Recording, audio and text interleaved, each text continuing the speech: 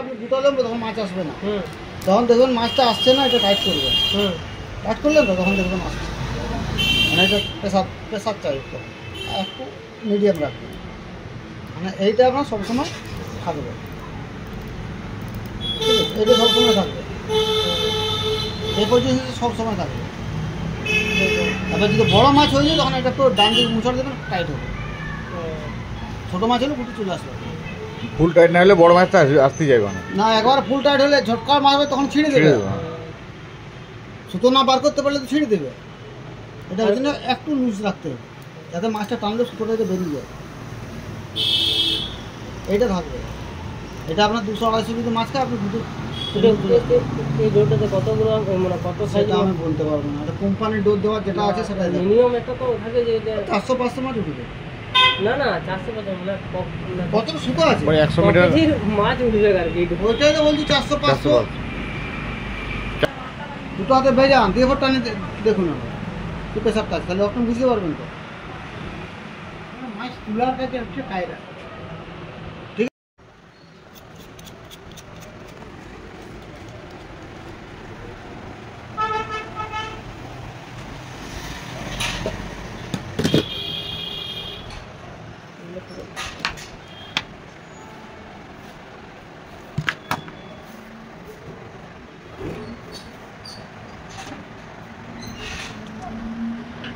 দুটো কাটা দিয়ে করে দিলে এবারে ভালো হতো। আর ঘর থেকে আজকে যাচ্ছে বলে দেখতে দিতে এবার দেখি যে ওর পুকুর মাঠে চলে যাচ্ছে এখন দেখতে হবে।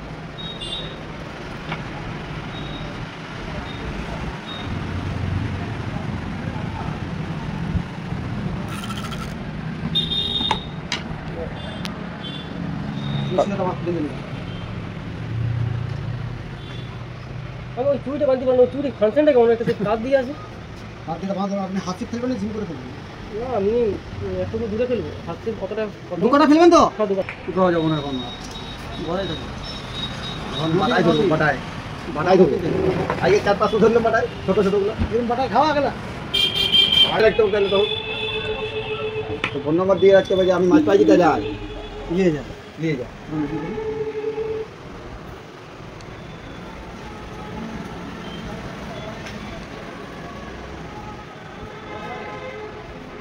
আগে ঘাট করা ছিল না? হ্যাঁ, আগে ঘাট করা ছিল না? না না, বাপি বললে ঘাট করা আছে কদিন আগে। ওই ঘাটটায় 15তে ছিল, 16তে। ওইটা গেলাম দেখছি 23টা পাঁচুকে হাঁটাই দিয়েছে।